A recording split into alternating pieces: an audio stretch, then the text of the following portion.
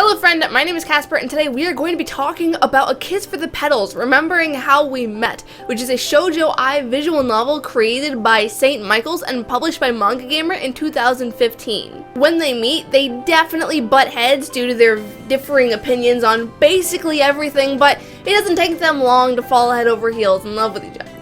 My voice just kind of like stopped working right there.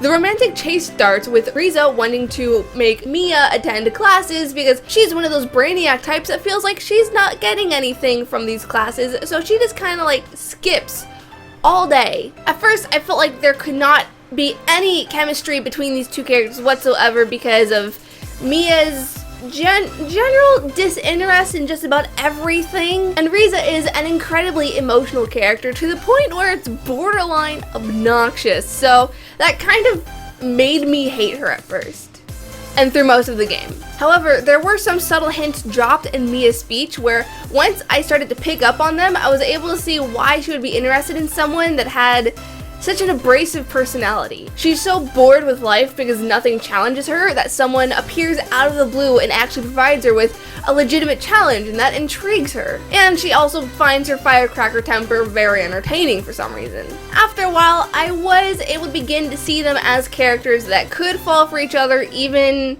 if it still wasn't quite that believable. This also isn't a Yuri story, it's technically like shoujo-ai. If you don't know what the difference is, you can click here, you can click on the little Moogle for the video I made a few months back explaining all the different types. But to boil it down completely, it's essentially a fluffy, story-oriented game, which is fine. I'm totally cool with that, as long as there's a story for the game to be centered around. There was a turning point in the story that really bothered me, and it was the way that the writers portrayed the tea party event thing. It's hosted by the freshmen as some sort of rite of passage to the school, so it's kind of a big deal. When Riza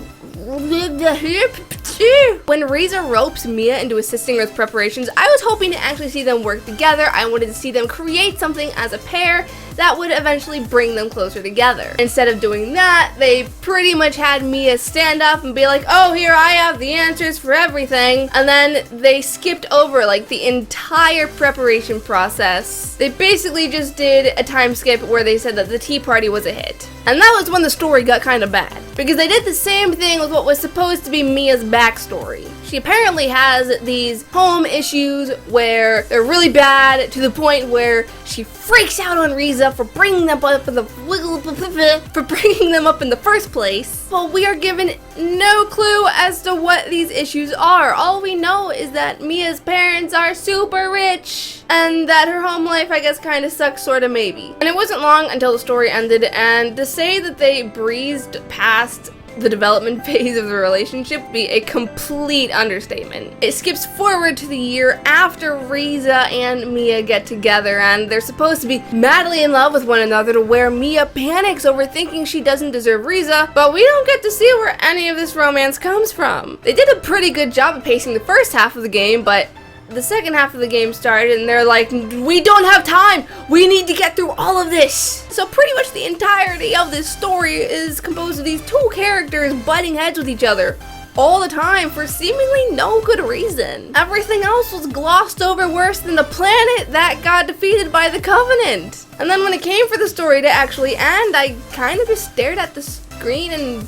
was confused. It just kind of stopped. There was no build-up, there was no climax to the story, it just was abruptly over. Felt like an incomplete game, like they either forgot to add the second half of the story, or they ran out of money halfway through and had to speed up the process. They didn't even name most of the characters. There was like Girl A, Girl B, Girl C, Girl D, and Teacher.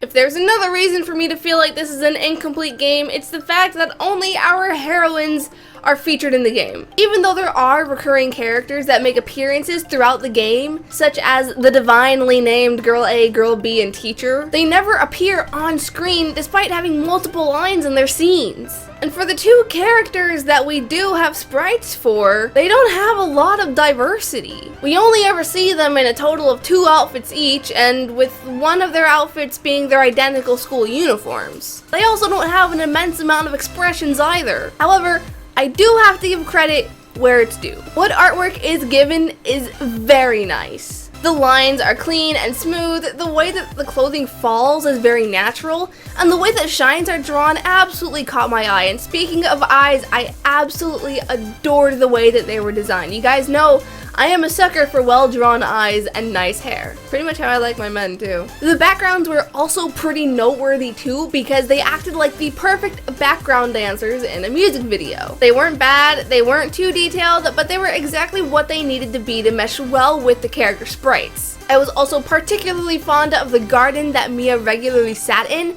because it was so vibrant and pretty, and totally a place that I would love to have access to. Instead, I live in a swamp. So, as you may have noticed, I completely skipped the gameplay segment. That's because there was no gameplay whatsoever. This is what you would call a kinetic visual novel, which basically means you put the game on auto and then you sit back and you watch the magic happen. It also pretty much followed the basic visual novel setup with like the unlockable CG gallery and your normal preferences, so I felt like it just wasn't worth making its own segment. Anyways, those are my thoughts for A Kiss for the Petals, Remembering How We Met. It's a cute little time waster that another Steam user cleverly put was like a fan fiction for Madoka Magica, but without the magic.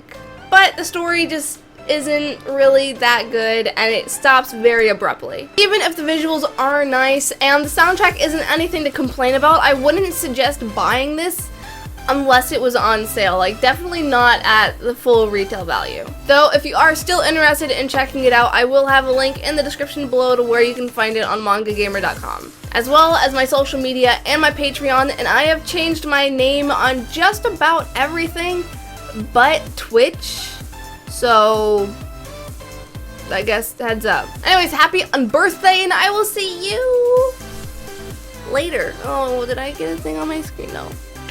Bye!